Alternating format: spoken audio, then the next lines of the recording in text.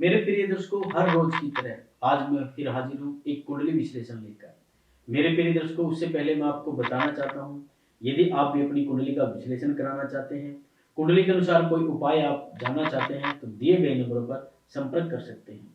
देखिए मेरे प्रिय दर्शकों, एक दर्शक है जिन्होंने अपनी कुंडली भेजी और ये कुछ जानना चाहते हैं कि जो है मानसिक स्थिति खराब है, मनोरोगी रूप से काफी बीमार है और इन्होंने जो भी काम किया उसको स्थिर के साथ नहीं किया, अच्छी स्थिति में नहीं किया और काम को बंद कर दिया। क्या कारण है? सबसे पहले तो इनकी जो डेट ऑफ बर्थ है 8 जनवरी 1969 और जन्म का समय जो है सुबह मतलब रात को 9 बजे और जन्म स्थान दिल्ली में है। ये मनोरोगी क्यों बना?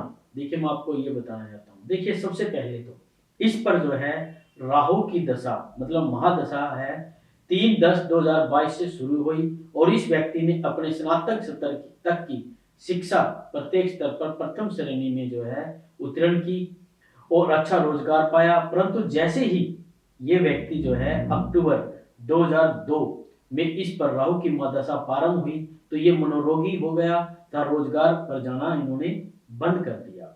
इस लगन की कुंडली में पंचम भाव और पंचम का कारक स्वामी गुरु पूरी तरह से राहु शनि से पीड़ित है। आप कुंडली देख सकते हैं।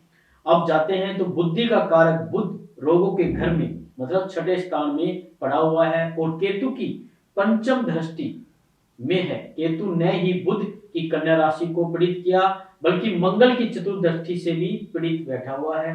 अब बात करते हैं चंद्रमा का, दूसरे भाव का द्वादश भाव मतलब 12वें घर का स्वामी लगन में बैठकर अपने शत्रु की सप्तम दृष्टि में पीड़ित है।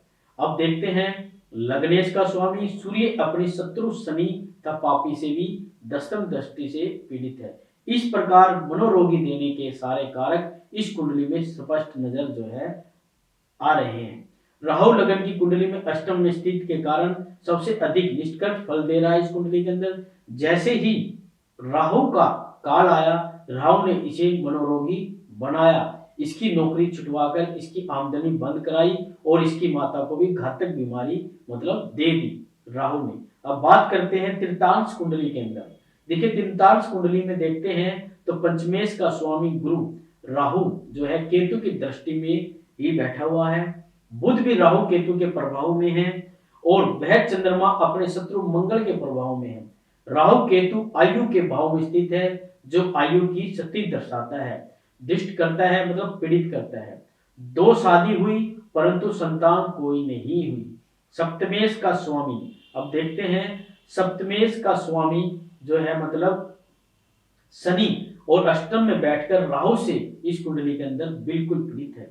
इसलिए इसकी पहली पत्नी खुद ही इसे छोड़कर चली गई। परंतु अब देखते हैं सप्तम पर बैठा शुक्र इसे पत्नी सुख देना चाहता था तथा सप्तमेश का स्वामी शनि गुरु की दृष्टि में भी है। इसका दूसरा विवाह हुआ परंतु पंचम पर सूर्य शनि के प्रभाव ने इसे कोई संतान न दी। जब यह व्यक्ति की मित्र के साथ मेरे पास आया मतलब ये अपने मित्र के साथ मेरे पास आया तब उसका संतान संबंधित ही प्रश्न था जो उसे बताया गया और निम्न प्रकार के प्रश्न इनको मैंने बताए, उपाय भी मैंने बताए।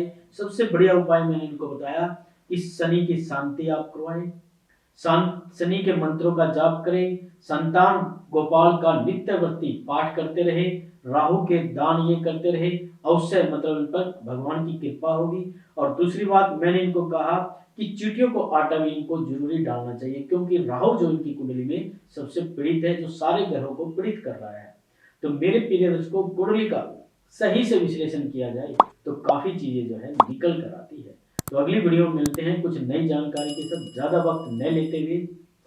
जय जय।